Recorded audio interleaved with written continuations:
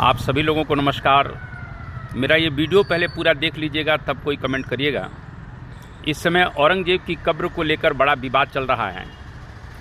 कुछ लोग कब्र को खोदने के लिए आंदोलन कर रहे हैं और कुछ लोग कब्र को बचाने के लिए दंगे फसाद पर उतारू हैं।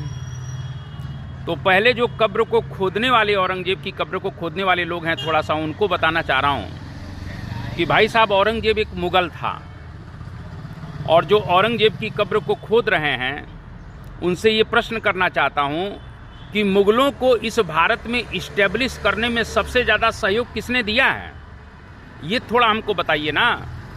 यानी औरंगजेब की कब्र को या अकबर की कब्र को या शाहजहां की कब्र को, जिसकी कब्र को खोदना है खोदिए, लेकिन पहले प्रश्न ये है कि इन मुग़लों को भारत में स्थापित करने में सबसे बड़ा रोल किसका है, ये प्रश्न का जवाब कहीं न कहीं दे दीजिए।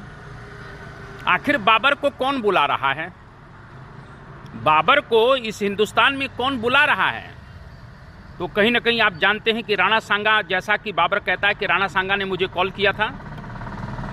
यदि हम अकबर के पास चलते हैं तो अकबर के दरबार में सबसे ज़्यादा अगर देखा जाए तो राजपूत लोग इस सेवा में लगे हुए हैं।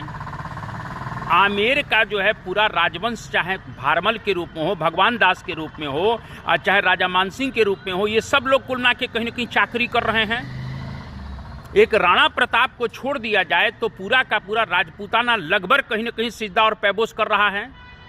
यही हालात आप देखिए तो शाहजहां के समय में और जहांगीर के समय में भी देखने को मिलता है।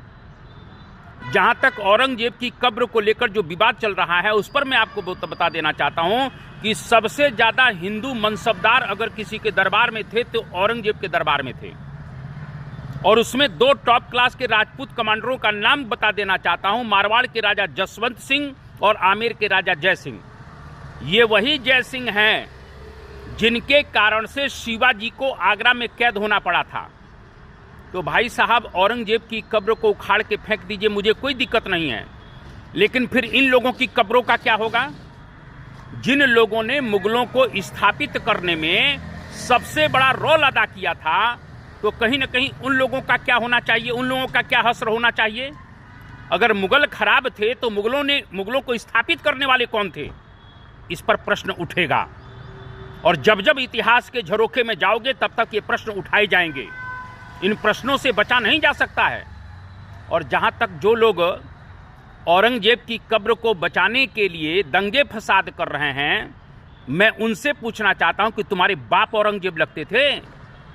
जिन लोगों ने नागपुर में औरंगजेब की कब्र के लिए दंगा किया था, मैं उनसे पूछना चाहता हूं, उन मुसलमानों से, भारतीय मुसलमानों से पूछना चाहता हूं कि तुम्हारे बाप औरंगजेब थे, तुम्हारे बाप अकबर थे, तुम्हारे बाप बाबर थे, तुम्हारे बाप अलाउद्दीन खिलजी थे, तुगलक थे, कौन थे?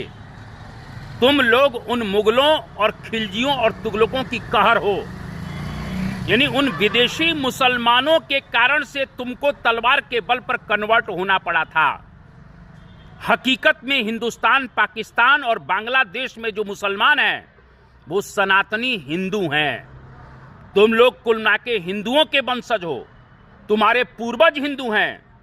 जिस औरंगजेब की कब्र को बचाने के लिए आप दंगे फसाद कर रहे हो, वो तुम्हारा बाप नहीं था, वो एक विदेशी मुसलमान था। और विदेशी मुसलमान उस समय में भी भारतीय मुसलमानों से घृणा करते थे, और आज भी विदेशी मुसलमान इन भारतीय मुसलमानों से, जिनको हिंदू मुसलमान कहते हैं, घृणा करते हैं। इसलिए भाई साहब, थोड़ा सा अपने इतिहास के झरोखे में जाओ।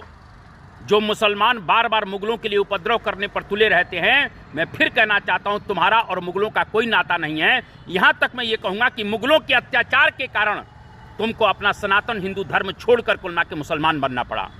तो थोड़ा सा भाई साहब इतिहास के झरोखे में झांकिए। मैं यही कहूँगा, जो कब्र खोदने वाले हैं और जो कब्र बचाने वाले हैं, वो दोनों लोग अपने इतिहास को अगर देखेंगे तो कब्र से कोई उनका नाता नहीं है। और जहाँ तक एक बात और कह दूँ कि आप लोग लड़ के कट के मर तो रहे हो, लेकिन देश का नुकसान हो रहा है। इस आंदोलन में, इस दंगे फसाद में इतना ही पूछ लो कि कितने नेताजी के लड़के इस दंगे फसाद में शामिल हुए हैं। वो अपने बच्चों को तो विदेश में पढ़ा रहे हैं और तुम्हारे हाथों में तलवार देकर उकसा करके तुमको दंगा फसाद के लिए खड़ा कर रहे हैं। इसीलिए इन चीज़ों को समझो, देश के विकास में आगे बढ़ो। क्योंकि हिंदुस्तान के मुसलमानों को ये अच्छी तरह समझ जाना चाहिए कि तुम्हारे पूर्वज भी सनातन हिंदू धर्म को मानने वाले थे। इतना ध्यान रखिए और देश के विकास में आगे बढ़ जाइए। बस यही मैं कहूँगा। आप सभी लोगों को नमस्कार। जय हिंद, जय भारत, वंदे मातरम।